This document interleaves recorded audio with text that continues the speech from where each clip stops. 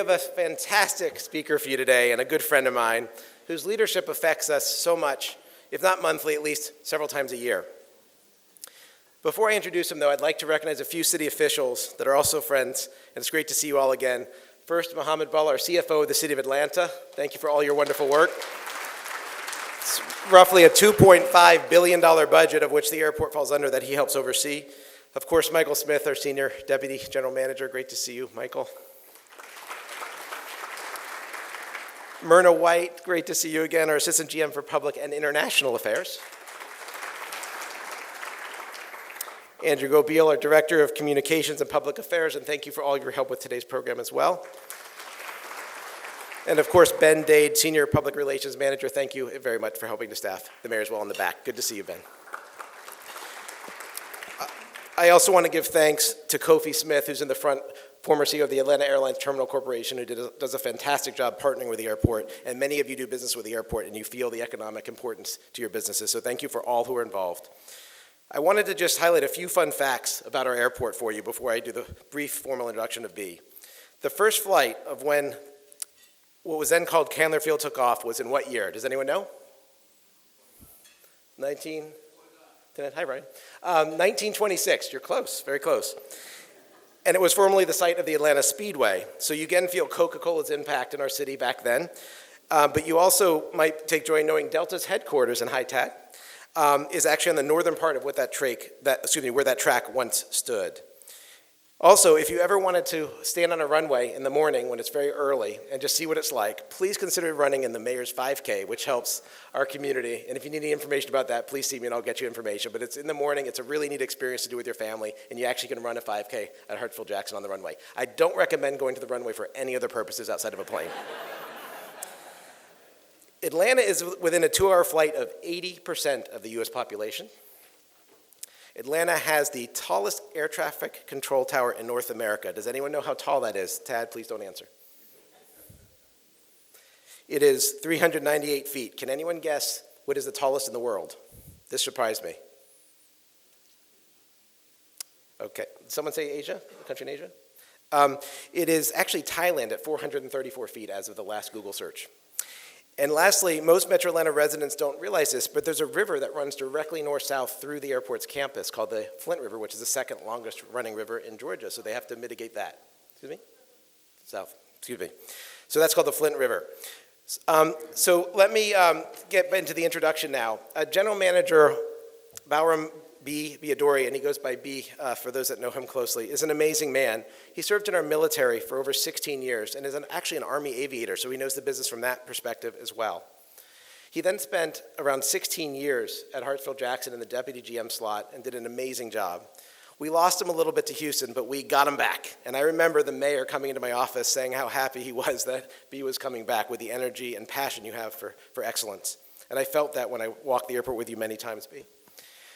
He has been in the current role leading the airport since 2021 and is doing a fantastic job.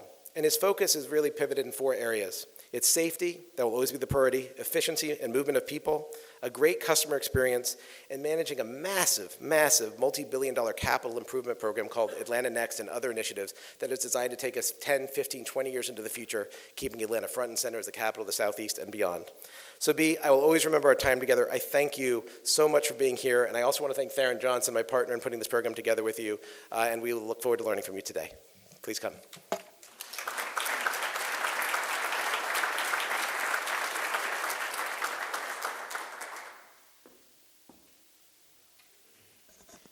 Thank you, Dan. Always a pleasure, my friend. It's been too long since we see each other. And when I left Atlanta for Houston Airport to become the chief operating officer there, my good friend Kofi Smith threatened to take my family away from me.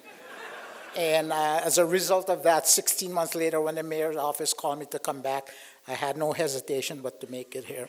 And further, if I know that you guys were going to put me under this much pressure, so many of you rearrange your schedule to come here to listen to me speak, I would have had another cup of coffee.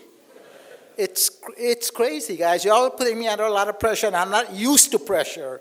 Well, good afternoon, everyone. Once again, my team that are here, that really makes me look good. I want you all to stand and be recognized. Ben, back there, thank you. There are too many of you. If you are one of our business partners doing business at the airport, raise your hands, please. A number of you in the room. Thank you very much for your partnership. And then ask a lot of trivia question about aviation. I'm going to ask 3 questions, and these are not trivia questions. This is educational question. How many of you have flown through your airport in the last year at least one time? Raise your hand. 100%. My God, congratulations.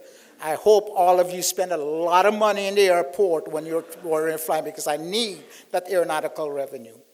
How many of you know that the airport is owned and operated by the City of Atlanta and the mayor of the City of Atlanta, Andre Dickens? Raise your hand. Good number of you. Thank you very much for knowing that. And how many of you know that the airport is not dependent upon local or state taxpayer funds? A lot of you. So the law said the airport must make its own money to spend money on airport operations and airport development. So with that said, just ask, and you all just answer the question. We have the gem of this region sitting right here in the City of Atlanta. Well, Chairman Turner will have a different perspective on that. But it's owned and operated by the City of Atlanta, one of the best operating airports on the entire globe. I'm here to testify to that. Not because I'm the airport general manager, but because the data is there to support that notion of what I just said, one of the best run airport in the world. So now that we have an airport, as business leader, you all know, what is the key thing we as business leader must have in place to run a billion-dollar enterprise? Must have a plan, right? I'm a military guy, military officer after 22 years as an Army aviator. Always must have a plan to get you to where you want to go with performance measurement. So over the last 18 months, I put together a very simple vision and mission for my team, right? And if you look at our vision, it's all about airport efficiency and customer expectation. The customer experience, exceptional is the word that we use. Got to take care of the people that we are there to serve, right? And the mission, when I looked at the previous strategic plan, and the chief strategy officer said, what is the mission of this airport? Could not recite the mission. I want it to be sticky, so it's one team, because there are 63,000 of us at the airport. We're one team delivering that excellence, and our core mission is to connect our community globally, connect our communities to the world. But with a plan comes a set of core values. And the number one core value of mine is integrity. Mayor speaks to honesty. Folks, I'm telling you here, and I told my team, all 1,300 of them, our core value is not to be compromised. The minute any one of us compromise our core value, the enterprise has no business in keeping you in the enterprise. It is that paramount. The city have gone through a transformation, and we're going to run an ethical, a transparent enterprise. It's $1 billion enterprise, and there is this notion that public servants are corrupted. I'm here to dispel that notion. So within our strategic plan are 3 strategic pillars, and Stephanie talked about a minute ago about the value of people, the value of your employee, the value of family. And there is no bigger vision of mine than this strategic pillar of people. During the pandemic, when many of us were home, the airport moved in 2020 45 million passengers. There were 800 of us at work every single day, and my job was to take care of the health and wellness of our employees, their mental and physical wellness. It's very important. People are the cornerstone, they're the backbone, they're the foundation of everything we do in life. Now that you know that the city, what I'm trying to do is tell you a story about your airport. You know who owns and operates the airport. You know that the airport have a plan to get us from point A to point B. And this is how your airport is laid out. The most efficient layout of an airport on the entire globe. Today, airports in China and India are copying this layout. Everything is oriented north, south, east, west. You know, if you travel the streets of New York City, it's easy to navigate. Go to a European country and try to navigate the streets. I drove all over Europe, and sometimes I'm a mess when I'm finished driving because it's so difficult to navigate because of what we call crosswind runway, you know, up, down, east, west, north, south, and everything in between. It's like a 360. Very, very easy. 5 runways, 7 concourses, 2 train system, 33,000 parking spaces. So despite the fact that we're taking 2,000 or 3,000 spaces, we still have, 28,000 for you to park when you come to the airport. So don't say that we don't have parking. We have a lot of parking. And we sit in a very, very small footprint, 4,700 acres. When I was the chief operating officer for the Houston airport system, Bush Intercontinental Airport alone sits on 12,000. Denver is on 37,000 acres of property. So we're in a very, very small footprint, and you can understand the efficiency. So we know who governs the airport. We know that the airport have a plan. We know the airport is set up in a very, very efficient, or designed and constructed in a very efficient manner.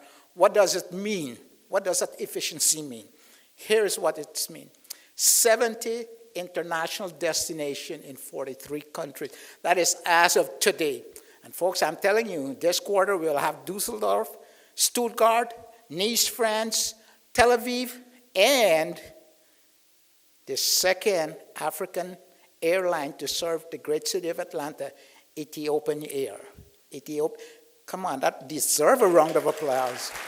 Ethiopian Air will start 4 weekly service from Ethiopia to Atlanta, commencing May 16th.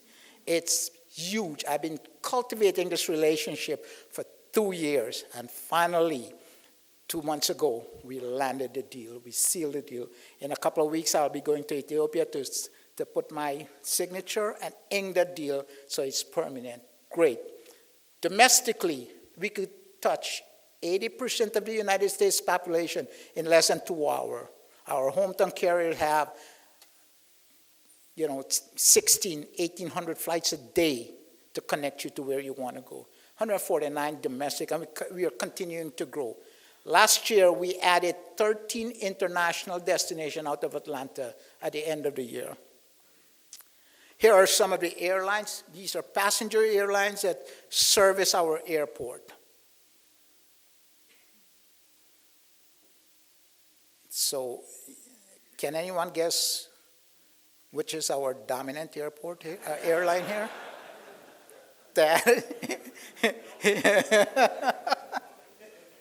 And then we have a number of freight carriers. Freight is very important. Freight airline does not provide a whole lot of revenue for the airport, but man, do they generate a lot of economic impact to the region in terms of jobs and all different type of jobs. Freight carrier is very, very important to airport. And normally they operate after hours. So here's a snapshot of what we did. 2019 was our busiest year on record, 110 million passengers. If you divide that by 365, that's about 310,000 passengers a day. Folks, people wanted to know why I lose my hair. It's not because of aging, it's because of other reasons. Okay, as I said, in 2020, when the world was sleeping, we still moved 42 million passengers. And look at last year's number. It has been a very, very busy year for us.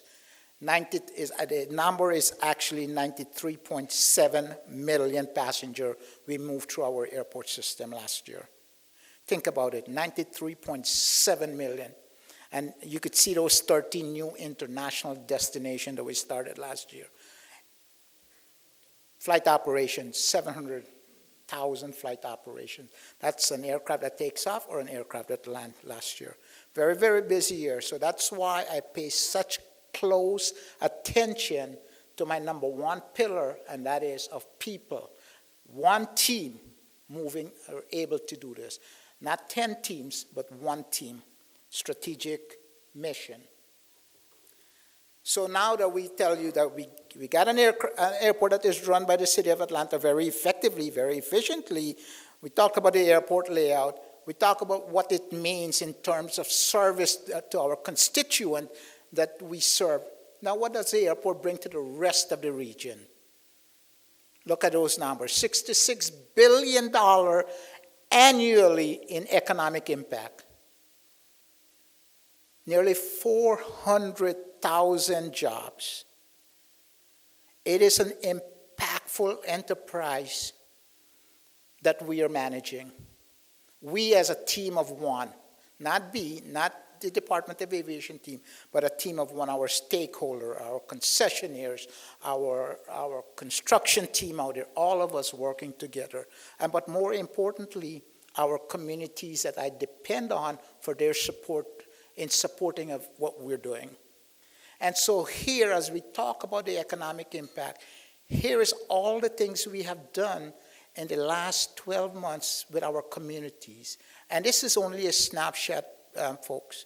We have spent an enormous amount of time in the community to let them know how much we appreciate them, how much we need their support for the airport success. But more importantly, I want the elected officials to know that with economic prosperity of your airport, cities around the airport can also work on developing economic prosperity for their citizens.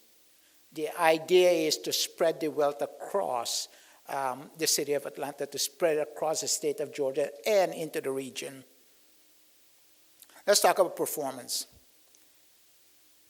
October, November, and December of last year, myself, the mayor, and a number of elected officials and our partners, we cut ribbons to open completed projects in the tune of $628 million. That's not all inclusive. These are just these 5 major projects, 6 major projects, total $628 million. These are multi-year projects. We cut the ribbons to open that many. However, in 2022, we also completed $618 million worth of paid invoice to our construction teams out there. Think about it, $618 million of completed, approved invoice for construction work. That is economic generation in there. That is economic prosperity for the region. When you come through the airport, I told my team, if you go to an airport and you don't see cranes and you don't see heavy construction equipment, it's a sign of a dying enterprise.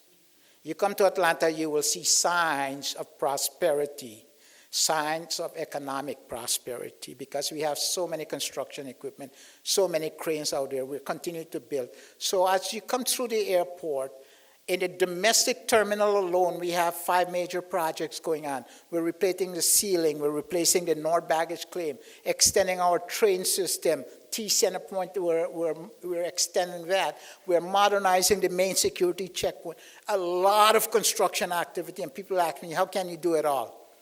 The key is to have the greatest, the brightest, the most brilliant people around you, and give them the autonomy to do your job. And that's what I have. Giving them the autonomy to do their job, and I sit back with a nice warm cup of coffee. Myrna checks on me once in a while to make sure I'm still awake, That's the ingredient for success in running a billion-dollar enterprise. Parking. South Parking will fully open on February 21st. And we're switching over to the north. People said, why are you inconveniencing us? Folks, remember, as a leader, when an engineer report comes and says, if you don't do something, something's going to happen, guess what? You better do something before something happens, because I tell you what, I don't look good in a yellow-orange suit, right? So that's why we're doing it. Those decks are at age. We have to repair them. So now we're going to move over to the north deck. But we got an agenda to prepare this airport for the next 20 years, as we're building and putting this airport for the next 20, for the convenience of the traveling public. This year alone, we're looking at starting about 38 projects. Construction, this is our capital program. So a lot going on, but the most impactful one will be this one here. Concourse D widening. Concourse D is 60 feet wide. All our other concourses are about 90 feet wide. We're going to move from 60 feet to 102 feet wide. It's going to be the most modern, the most airy, the most beautiful concourse. It is going to set us up for, this is 21st century design. This is not 1976 design. It's going to be impactful, but when it's finished, I may not enjoying it, but certainly my kid will, and my grandchildren will. Because we are looking at, this is a $1.4 billion project, and it will take us 5.5 years. We already started it. So if you're flying out the Concourse D, take a look outside and you will see an enabling work starting out there. This is my proudest slide. We talked about diversity, we talked about DEI, but folks, I told the team that in Atlanta, at the airport, we're gonna walk the talk. Since 2016, when we started our 2015 master plan, we approved $2.9 billion worth of construction work. Of that, we have completed, of the $2.9 billion, $2.2 billion are eligible for participation, meaning female, minority, small businesses.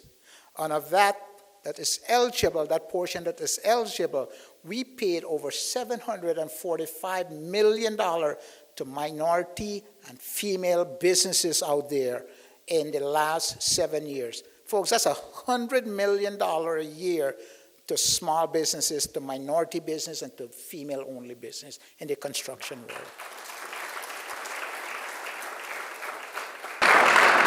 And I challenge my peer in the industry, my peers. Tomorrow I'm going to the CEO Forum in California, and I said, you guys step up to the plate. Give your community the same economic opportunity that Atlanta is giving to the community. So we talked about the ownership of the airport. We talked about the design and the layout of the airport, what it means to you, the individual consumer, and then to the region itself in terms of economic prosperity. Told you, looking back a year, what we have done, and looking into the future, what we are doing. For me to go into granular detail as to what we are doing for the next 20 years, Stephanie, Dan, you guys will have to give me like about 2.5 hours. But it's just a very, very high level. As I say, this is not 32,000. This is more like 60,000 where that balloon was. Overview of what's going on at your airport. I thank you all so much. I thank my friends who are part of the airport. I thank everyone that have a hand in this airport success today. Thank you all very much. We're going to go over here to ask some questions. Yes, we've got time for some audience questions. I know that there are going to be some out there, and this is a really tough crowd, so get ready. Are there any questions out there now that I've said that? Yes, sir. So, what is your vision for the adjacent property around the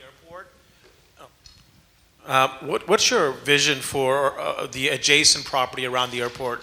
And as the manager of the airport, what would you like to see come in to complement the work that you guys are doing? Excellent question. So the vision around that airport right now, I have a number of options on the table. First and foremost, the Department of Aviation needs some space for us to be able to run this enterprise. So we're looking at an airport administration center. And then I want revenue development of some of the other property. So all of you who's been following us very closely know that the developer have terminated their lease with us for an airport hotel. We still have that on the table. We're doing some analysis and all of that right now. So it's going to be support space, support element for the consumer. We're looking at some additional parking, close-in parking for the consumer, and then revenue-generating initiatives out there. David Rubinger had a question. So many people's only experience with Atlanta is Hartsfield. They fly through here. So I have friends who fly from all over the country, and they say, I've come to your airport. Some of them have had very positive experiences. Others have loved to complain about the distances and things like that. If someone has an experience that is not optimal, it upsets me just like it upsets everyone in the room. What's the best feedback mechanism to provide you and your team the feedback if things aren't working up to the standards you're talking about? I have an entire team, and if you get to our website and you send that information about your experience, I have an entire team focusing in customer as one of my pillar under people. The customer is key and essential. Their experience either will give us positive review or negative review. I never want to hear about negative review. There's a website, and if you don't get an answer within 24 hours of submitting a review, it means it probably got lost in cyberspace. Resend it, and if not, then we have a phone number to a live customer service agent in our 911 dispatch center to answer questions. And sometimes people send questions to me via LinkedIn, or I don't know, how to get my email and stuff like that. But it's all published on our website. My entire senior team contact information is published on our website. So there's a number of ways to contact us. Michael? B, thanks for being here today. Tell us a little bit about what you see as the biggest threats as you look into the future for Hartsfield's continued growth and prosperity. So there are a number of threats that we're looking at. First and foremost, let's talk about the economy and the economic threat, right? So there is Chairman Powell is trying to do a lot of stuff to curb inflation and whatnot. We don't know what that will look like in the coming months and the coming year, but that's more immediate and long term, right? The second threat we're looking at is this notion of sustainability and how quickly can we get to market sustainable aviation fuel, and how quickly can aircraft manufacturers adapt to all of that. And thirdly, that a threat that is always lingering out there, I would never know, who is looking at us and what they're thinking, is this notion of harm, physical harm to us. And the last thing I want to talk about, we talked about, and it's science proven, we talked about global warming and what global warming has done. What is the weather is going to do in terms of disruptions to aviation on an annual basis? We saw some of it over the summer. We saw some of it during this winter. Okay, and there are a number of other threats, and I'll tell you, one of the things that I'm looking at is cybersecurity. It is very prominent, and as leader of organization, your chief technology officer or chief information officer can no longer be buried deep down in the organization. I am moving that up to the chief technology officer having a direct reporting element to me. Business units are doing that across the nation now. And we have to, because cybersecurity is such a big unknown for us out there in the world. Keith Parker, and then we'll go to you, Tommy.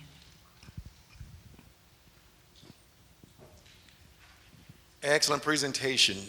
I had this conversation with your predecessor that you have this immediacy of now for people who want parking. They want to be able to get in there or get out as fast as they possibly can.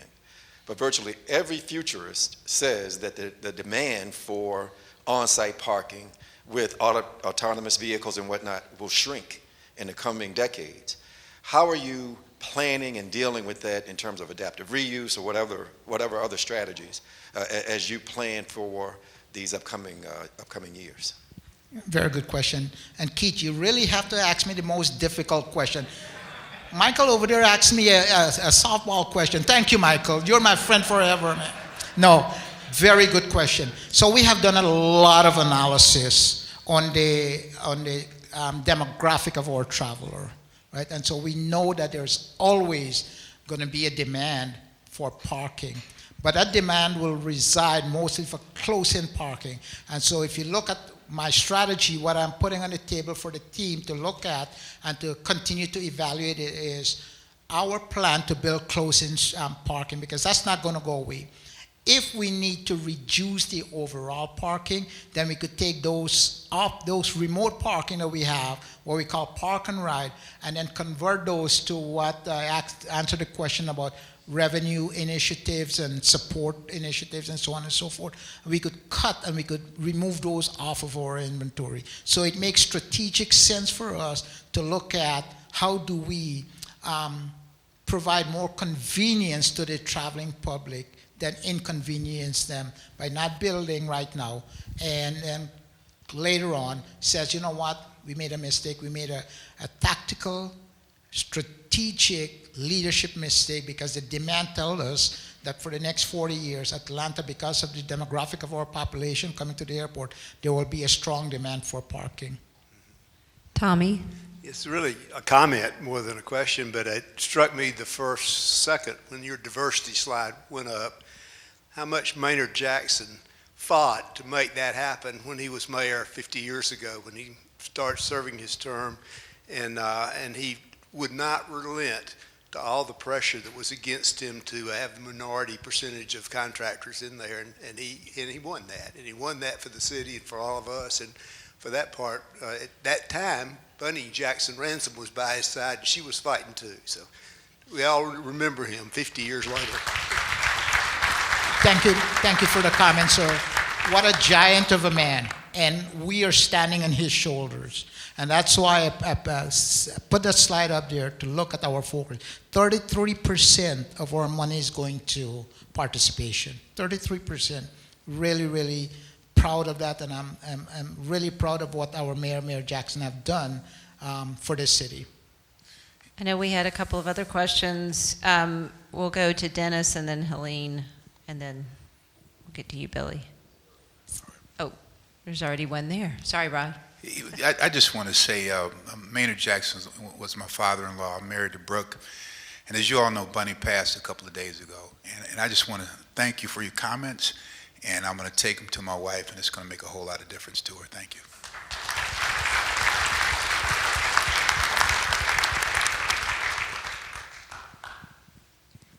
A big part of the customer experience for people who originate their journey here is TSA. Could you talk a little bit about the planning process and the coordination with TSA? So I think that had a last lot of undertones in that question. No, I have a very strong relationship with my TSA partner and my Custom and Border Protection partner. So last month I met with the administrator of TSA, Administrator Prskaski. We were in Oklahoma at a conference. Not Oklahoma, but that's an inside joke for my team. The TSA, one of the things, one of the emphasis I put on is staffing resource. I met with both of our senators and our congressional representative to put focus, because the TSA could only do what Congress authorized them to do in terms of the resource. However, with our FSD here and the partnership that he has built with us, he is futuristic in his look in getting people, getting the staffing here. But the other thing we're doing is, in addition to TSA staffing, is modernizing our checkpoint. If you, when you come to the airport, you look at the main checkpoint, you will see 4 checkpoint lanes are closed. We're modernizing it. When we finish, by the end of the year, early next year, it will look exactly like the South checkpoint with the latest in technology, where you don't have to take your fluid out and stuff like that. I mean, so we're doing little things, right? And I think it's a little bit premature, but I'll mention it.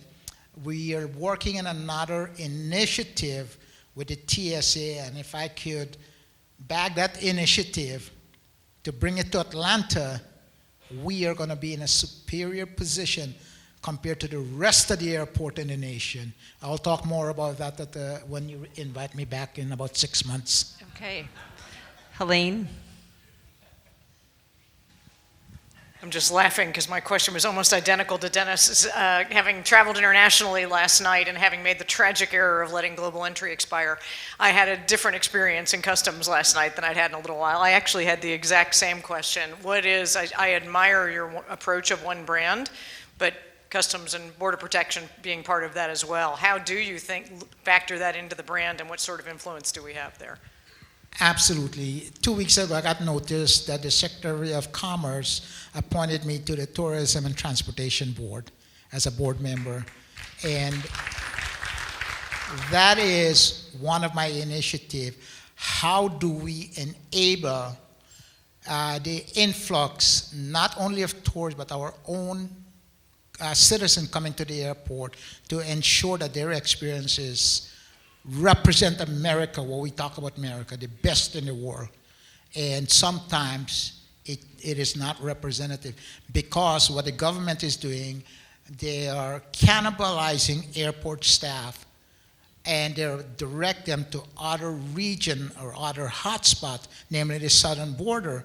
And so we keep losing folks, and our port director at the airport is really in a tough spot to meet the service level agreement that we have agreed upon. He can't meet it when his folks are being directed to other locations to take care of the government's business. Billy?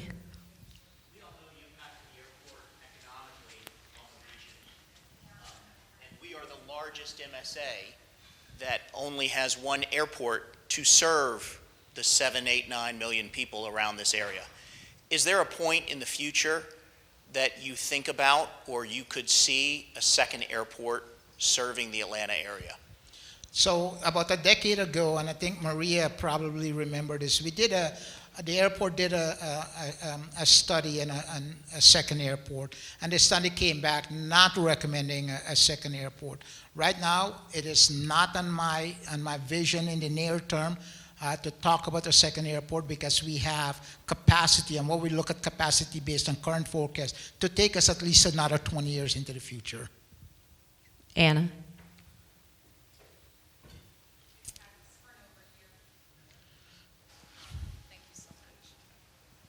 Good afternoon, Bea. Thank you for a wonderful presentation. Can you give us a preview of what you might be thinking in terms of the bipartisan infrastructure law and what those resources have enabled for you in terms of accelerating any capital plans that you had or expanding any capital plans that you had? Good question. So, as I mentioned, Concourse D widening is a $1.4 billion project that we're starting. So there are two elements to that. One element on the bipartisan infrastructure bill is what we call entitlement, based on certain metrics and criteria they use, what we are going to get, regardless. And then there is another portion that they put aside $5 billion and said, every year you have to apply for this money. Last year we applied, we were granted $40 million. Senator Ossoff came to the airport along with Mayor Dickens and Representative Nakima Williams and stuff, and we made that announcement. All of that money will go to offset the cost of the airlines in terms of applying it towards our construction costs. And so that will be over the next 5 years or so. We have time for one last question. Is there anybody that has one? John, you're right there at the mic. Congratulations on an outstanding job that your one team is doing in Carsville. You mentioned the most efficient airport in the world. Can you share with us who the top maybe 3 or 4 others are, and what does that rank mean for you and your team, and what your plans are? So efficiency measured your stewardship and your financial strength. When the pandemic hit, my peers across the nation were struggling and said, what do we do? What do we do? What do we do? We're going bankrupt. Mr. CFO over here, Mr. Mohammed, will tell you that we didn't have to worry about that, because financially we were well off. And so we were able to share some of the grant money that was given to us, to the airlines and with our concessionaires and other partners. So financially, so that's one measurement of your efficiency. Another measurement is your operations efficiency. And when you look at the status that I draw up there, the millions of passenger, flight operations, cargo and stuff like that, there's no other airport in the nation, or actually in the world, that really compared to how quickly we could move airport. And then the last thing we look at, and there are other metrics, is cost per enplane passenger, debt service, how much debt, we got the capacity, just like if you're buying a house, you may have a capacity to buy a house for $1,000, but you buy a house for only $200. You still got $800 worth of capacity. That's the same with the Atlanta airport. And our debt service ratio, it's our bond ordinance call for a number. We self-impose a much higher number than that. So all these things that we're doing makes us so efficient, who we are as an airport. Well, please join me in thanking B for being here with us today. Thank you very much. We will have his email and cell number available to all of you. Really, Stephanie? And I thought you were my friend.